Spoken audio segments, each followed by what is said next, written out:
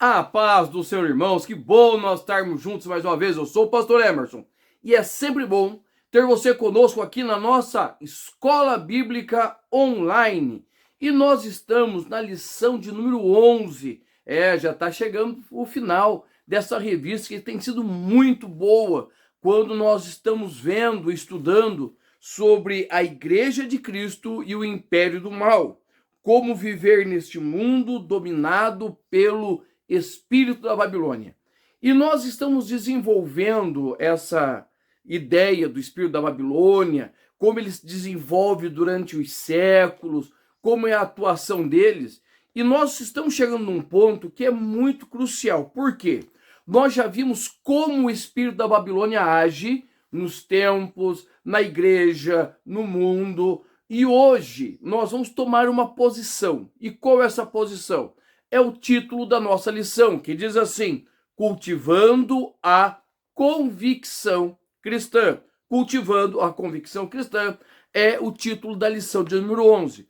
Ou seja, nós iremos colocar em prática aquilo que nós estamos vendo, certo? Durante todas as 10 lições anteriores, para quê? Para aprofundar o nosso relacionamento com o Senhor. Tá bom? O nosso textuário, ele diz assim: porque a nossa exortação não foi com engano, nem com imundícia, nem com fraudulência. 1 Tessalonicenses, capítulo 2, versículo 3. A verdade prática, ela diz assim: o cultivo da convicção cristã é imperioso para a prática e a defesa da fé em tempo de adversidade. Então veja só, nós estamos neste mundo que é dominado pelo espírito da Babilônia, certo? Jesus falou sobre o príncipe desse século. Quem é esse? Esse é aquele que domina sobre o espírito da Babilônia, o espírito de engano, é o pai da mentira. E nós estamos inseridos nesse tempo também. A igreja não vive um tempo à parte, não vive num mundo à parte. Nós, igreja, estamos inseridos no mundo, que o príncipe deste mundo é o maligno, o nosso adversário. O Senhor Deus, ele é o rei dos reis, senhor dos senhores. Mas nós estamos no espírito, no mundo aonde o espírito da Babilônia, ele reina. E o que é importante desse texto de 1 Tessalonicenses, capítulo 2, versículo 3, que é o nosso textuário? Paulo vai deixar bem claro qual a posição dele como um mensageiro, como um pregador da palavra. Ele diz que a mensagem dele, a pregação dele, não consiste em engano, ou seja, ele fala a verdade, João 8,32, conhecereis a verdade, e a verdade vos libertará. Ela não vem em imundícia, ou seja, ela vem na sinceridade, na honestidade, lavada pela água do Espírito, da palavra, e não vem com fraudulência. Lembra que Paulo falou muito na epístola de Timóteo sobre os falsos líderes, falsos mestres que viriam? Então, a ideia da convicção cristã é saber exatamente o que você está falando, para quem você está falando e como você está falando. Ou seja, esta é a ideia central da mensagem cristocêntrica. É falar de uma maneira e de uma forma que o Senhor seja glorificado nas nossas palavras, ações e atitudes. E como nós vamos fazer isto? Cultivando, ou seja, cuidando da nossa vida física, espiritual e social, tá? Eu estou numa região agrícola e nós aqui, a nossa região toda aqui, né, Pontinha de Castro, Doutor Ulisses, Cerro Azul, é a região do país que mais produz poncã. E agora, terminou no finalzinho de agosto a produção de poncã. O que eles começam agora? Eles começam a preparar a próxima produção. Você viu que legal? Terminou uma colheita e eles começam a cultivar o pocanzal para o próximo ano. O que é esse cultivar? É largar ele lá no canto? Não. Eles vão fazer desbaste, eles vão fazer a desbrota, eles vão limpar o terreno, eles vão adubar, ou seja, eles vão preparar para que o ano que vem eles tenham uma produção ainda maior. Como nós chamamos isso? Nós chamamos de cultivo, cultivo da planta, ou seja, é um trabalho constante, diário e ininterrupto. Né? Eu sempre brinco com o pessoal aqui que tem um senhorzinho, não sei quem é, não sei para onde ele vai, mas todo dia, irmãos, todo dia, 6 horas da manhã, às vezes eu vou trabalhar na cidade e eu passo, e esse senhorzinho tá indo para a lavoura dele, 6 horas da manhã, com uma enxada nas costas e uma sacolinha com café e almoço dele. Todo dia. Ou seja, todo dia ele tem serviço. Todo dia ele lá está cultivando o seu pedacinho de terreno. E isso tem muito a ver com a nossa vida cristã. Como eu estou numa região agrícola, eu venho de família que trabalha diretamente com a agricultura, eu sei a importância que há desse cuidado constante e direto, tá? E é interessante essa ideia do cultivo, por quê? Porque o agricultor, ele teve uma boa safra. Vamos pegar poncão, o feijão. Teve uma boa safra. O que ele vai fazer? Ele vai se preparar para a próxima safra. Mas e se a próxima safra não for tão boa? O que vai acontecer? Ele vai parar? Ele vai desistir? Não. Ele vai continuar a sua labuta. Porque ele tem a convicção daquilo que ele foi chamado para fazer, ou seja, para produzir. Da mesma forma, eu como pastor, professor, pai, eu como servo de Deus, eu preciso ter algo chamado convicção. O que é convicção? É a certeza de que você está cumprindo aquilo que faz parte da sua chamada, aquilo que você aceitou e tomou como regra para a sua vida. Isto é convicção. E é neste ponto, né, e é colocado essas bases sobre o que é cultivo e o que é convicção, que nós vamos para a nossa lição, certo? Nós vamos ali para a nossa lição. E a introdução da nossa lição diz assim: diante das incertezas atuais e dos ataques às doutrinas bíblicas, é indispensável ao crente cultivar uma profunda convicção cristã. Não cabe ao salvo esmorecer em meio às tribulações, mas prosseguir confiante pelo prêmio da soberana vocação. E olha o que o nosso comentarista diz assim: nesta lição estudaremos aspectos espiritual, moral e social que formam a convicção da nossa fé cristã. Ou seja, a minha convicção, ela não pode estar baseada somente na minha vida religiosa, nos meus dias de cultos, mas ela precisa estar em todos os aspectos, na condição que nós temos aqui espiritual, minha vida religiosa, na minha convicção moral e na minha convicção social. Toda a minha vida precisa e deve ser afetada, certo? Pela minha convicção de estar servindo a Cristo. O nosso primeiro tópico vai falar sobre convicção espiritual. Primeiro, o que é a convicção espiritual?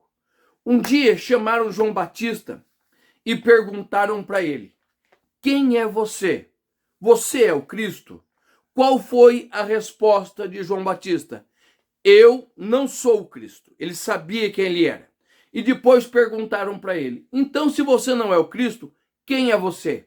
E ele vai dizer: eu sou a voz que clama no deserto. Este era João Batista. Qual é a ideia de João Batista? É deixar bem claro quem ele é e quem ele não é. João tinha essa percepção. Ele sabia, ele era convicto da sua chamada. Sabe por quê, irmãos? Nós temos muita dificuldade nos dias de hoje, né, com obreiros, pessoas que começam na obra e param, começam na escola dominical e param, porque eles não têm convicção espiritual. Eles creem que Jesus cura, eles creem em milagres, mas eles não creem que o Senhor é poderoso para lhes dar vitória, mesmo em momentos difíceis. E isto mostra para nós que essas pessoas, elas são volúveis. Paulo vai falar de Demas, que o abandonou amando o presente século. Ou seja, Demas não tinha uma convicção espiritual sólida. Ele não tinha firmeza espiritual. E isso o que vai acarretar? Vai acarretar inconstância. Então, quando nós temos esta convicção de que o Senhor está na nossa vida, nós podemos fazer igual Paulo. A nossa lição vai usar Atos 16 como base ali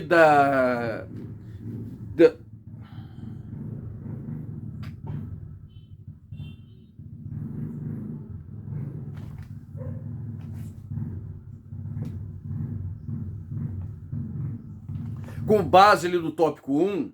E o que nós precisamos entender?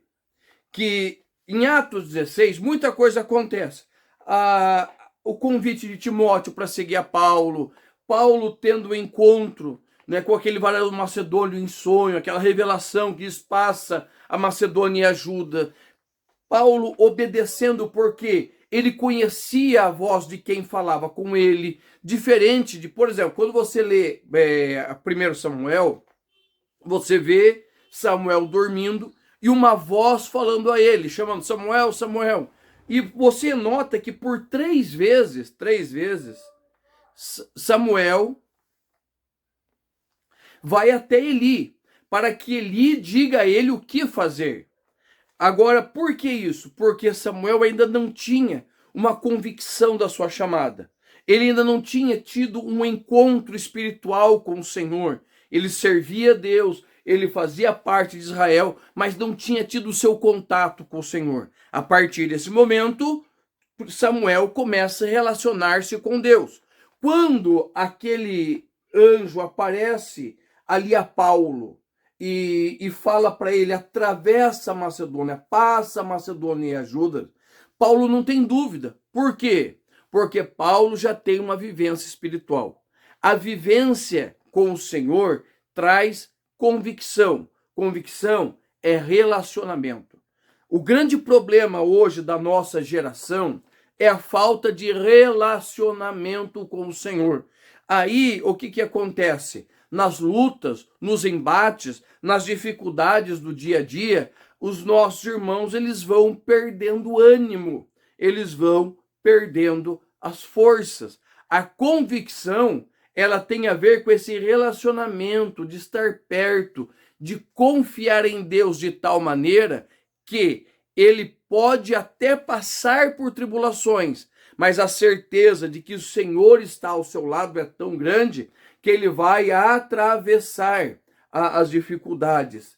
Quando João estava batizando, né, ele vai dizer assim, olha, aquele que me mandou batizar disse que quem eu visse o Espírito descer em forma de pomba, este seria o Cordeiro de Deus.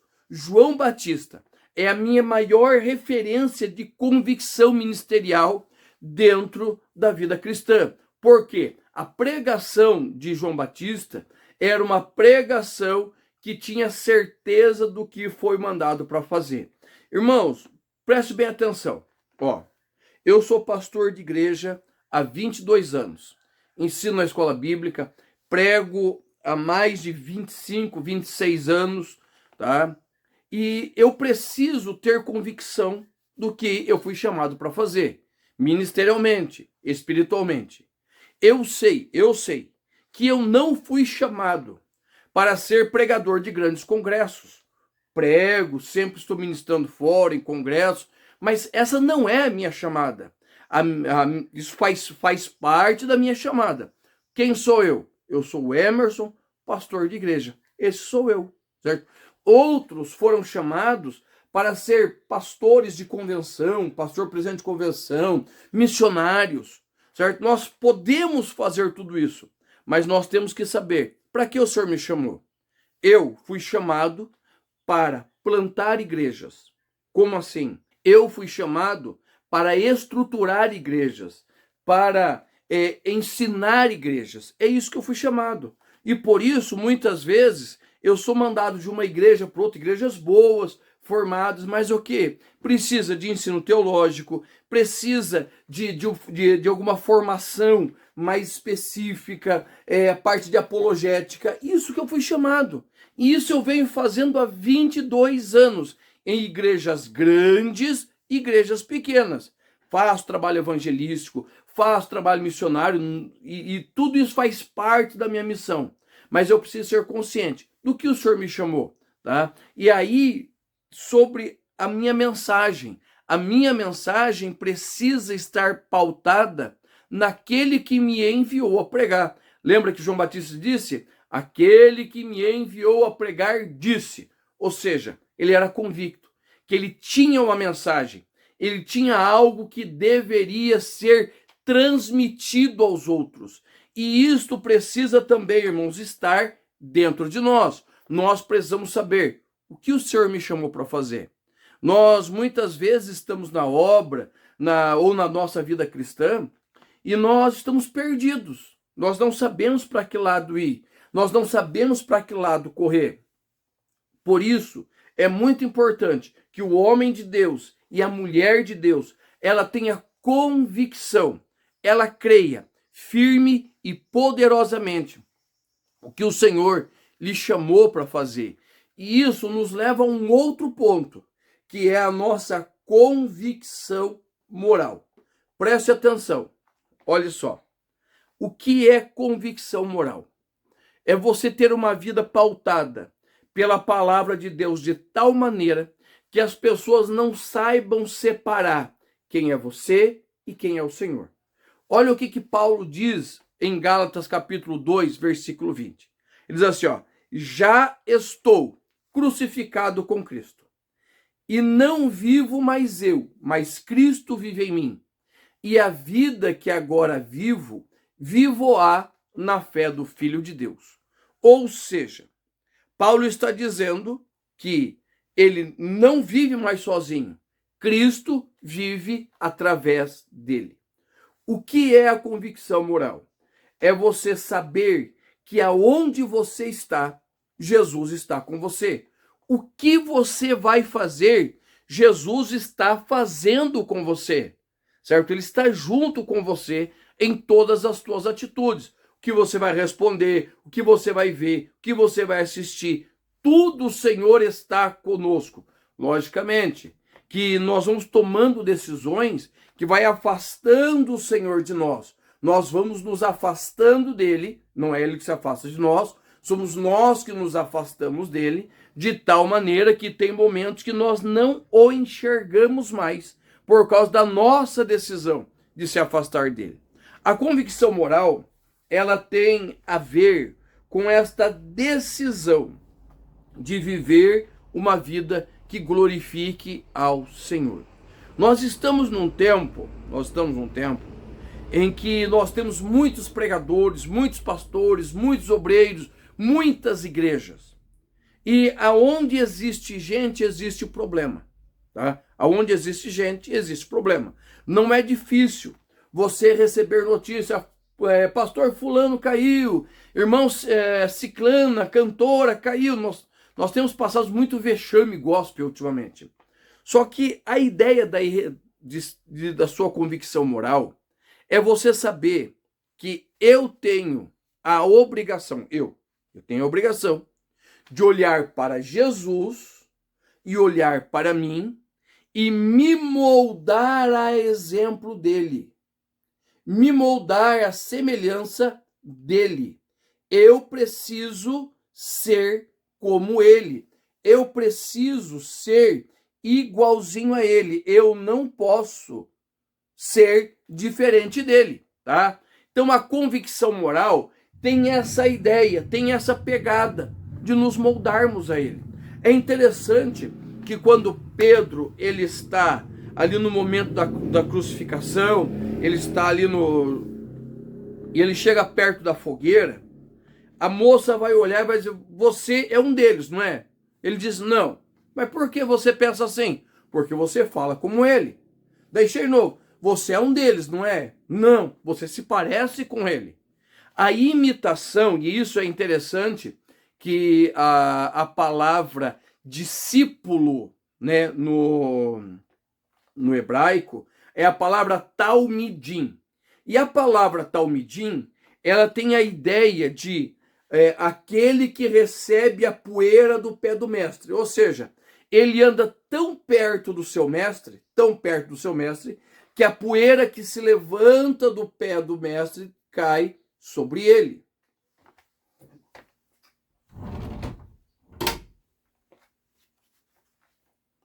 Ou seja, ele está próximo, tão próximo, que ele começa a ser confundido com o seu mestre.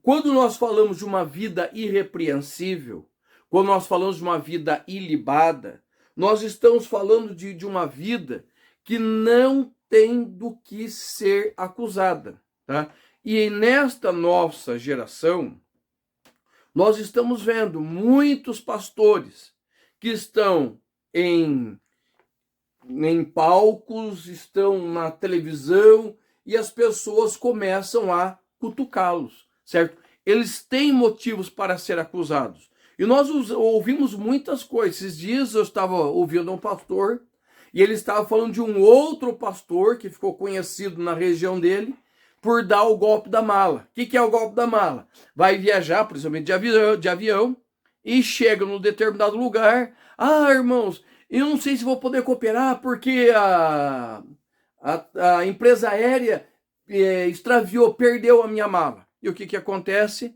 E junta-se os irmãos, e junta-se a igreja, e vai lá e compra terno, roupa, papai, e ele volta para casa vestido. Tá entendendo? São golpes. E querendo ou não, as pessoas ficam sabendo. Nós sabemos de cantores que iam em hotéis e limpava o frigobar, tomava coisas que não devia. E isso, irmãos, começa a cair no ouvido das pessoas e vai causando e trazendo para o seio da igreja problemas imensuráveis. Uma vida ilibada, uma vida simples, que não tem do que ser acusada. Que as pessoas olham para você, olham para a tua família, olham para o teu nome, e eles falam, puxa vida, eu quero seguir a Jesus como ele. Isso fala de um padrão moral, um padrão que deve ser seguido.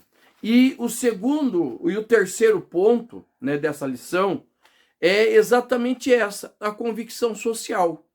É saber em que sociedade você está inserido. Saber em que meio você está inserido e como se portar neste meio.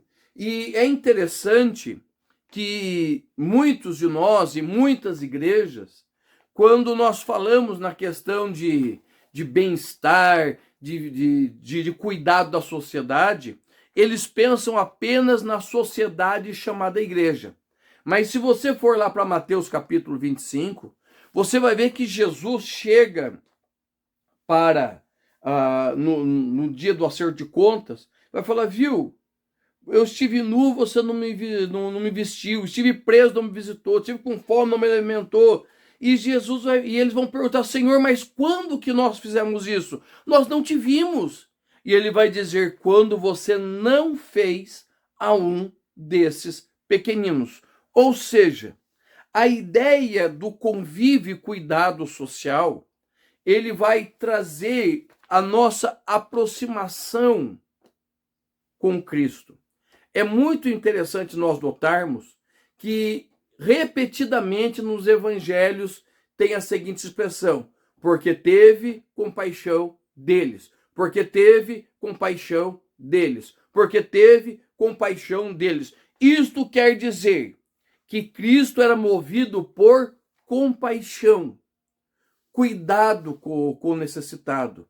Jesus atendia pobres e atendia ricos, mas o Senhor tinha o seu coração voltado especialmente para aqueles que não tinham aonde arrumar socorro. E é importante nós notarmos, pensarmos e olharmos dessa forma, porque a igreja, irmãos, muito mais do que ser uma instituição religiosa, ela precisa ser a continuação do ministério de Jesus, a continuação da obra de Cristo. E como nós continuamos esta obra? Nós continuamos esta obra através de atender a vida espiritual, curar os enfermos, mas também dar pão aos necessitados. E esta convicção vai fazer o quê? Vai fazer com que a igreja ela seja vista na sociedade, não só como alguém que prega, mas alguém que prega e faz as obras que o Senhor fez, tá? A nossa convicção cristã, ela precisa nos levar a estar mais próximos de Cristo. E mas, estando mais próximos de Cristo, automaticamente os homens e mulheres irão enxergar a igreja e vão ver que realmente ela é o corpo do Senhor. Tá bom? Deus te abençoe. Te espero na lição de número 9, na lição de número 12, na nossa penúltima lição.